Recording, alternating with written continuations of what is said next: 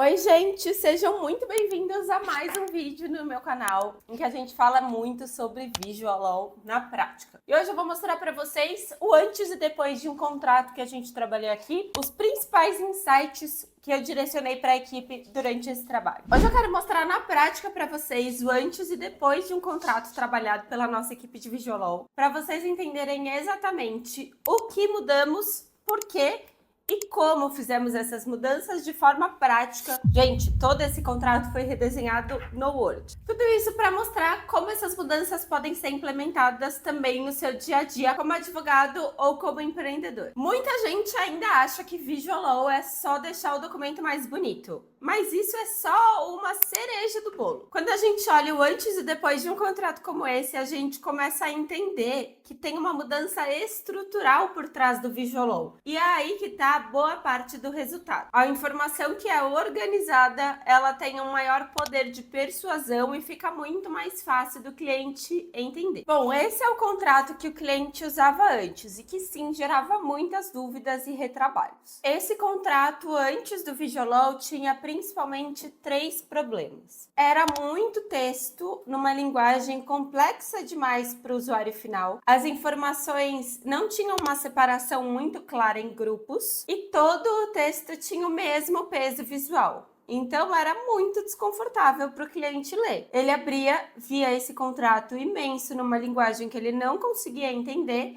e já desistia de ler logo de cara. Atenção, nem sempre um contrato que a pessoa não lê, ela deixa de assinar. Isso também gera problemas, porque gera problemas de inadimplência, disputas judiciais, requerimentos à sua equipe de vendas, à sua equipe de atendimento comercial, que na verdade são muita dor de cabeça. E eu separei os insights para a equipe em 4 pontos fundamentais que nortearam a nossa reformulação aqui. E pasmem, o resultado foi de deixar qualquer um de boca aberta. O primeiro pilar do nosso trabalho nesse contrato foi o texto. Ele precisava comunicar as informações-chave para o cliente se sentir parte integrante dessa contratação. Entender que esse contrato foi enviado a ele porque faz sentido ele assinar esse contrato.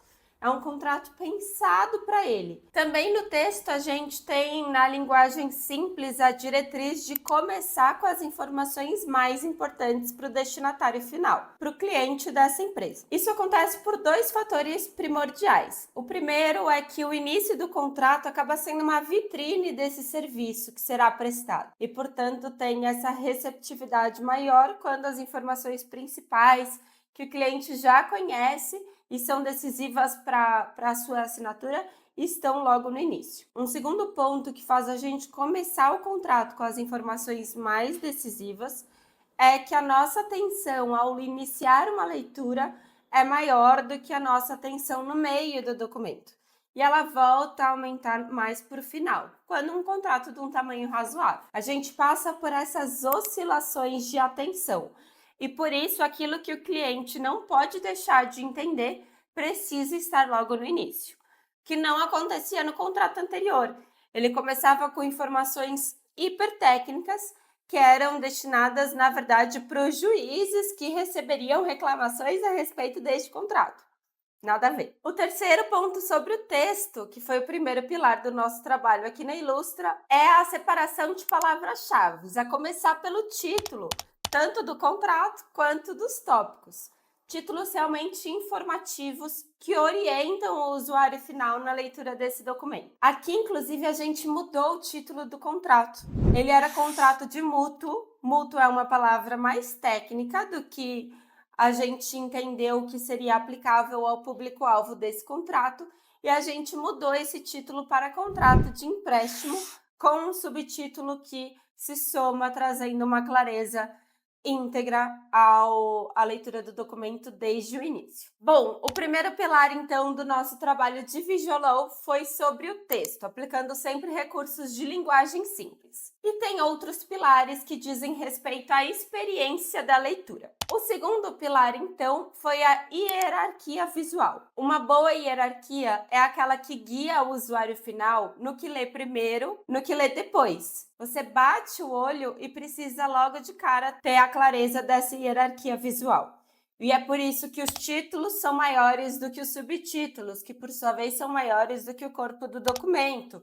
O que precisa chamar mais atenção recebe também uma hierarquia maior para o cliente bater o olho e entender que isso é o que ele precisa ler primeiro. E aí são vários os recursos de design que a gente usa para trazer essa clareza na hierarquia visual. Se você tiver interesse em saber quais ferramentas eu mais gosto de usar nesse sentido, comenta aqui no vídeo que a gente faz um vídeo sobre isso também. O terceiro pilar da reformulação desse contrato foi o design da informação. Essa é uma diretriz-chave dos nossos trabalhos de Visual Law.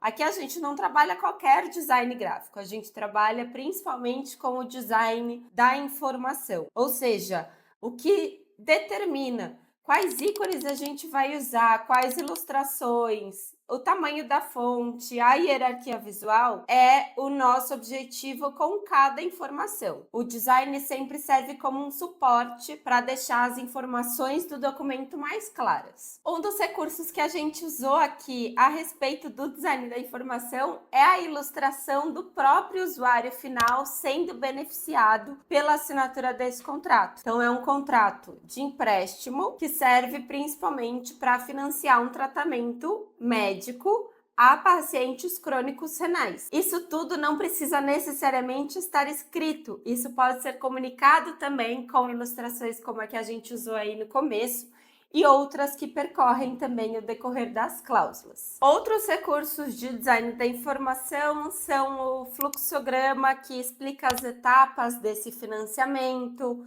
da contratação do empréstimo até o usufruto do tratamento médico de que a pessoa precisa.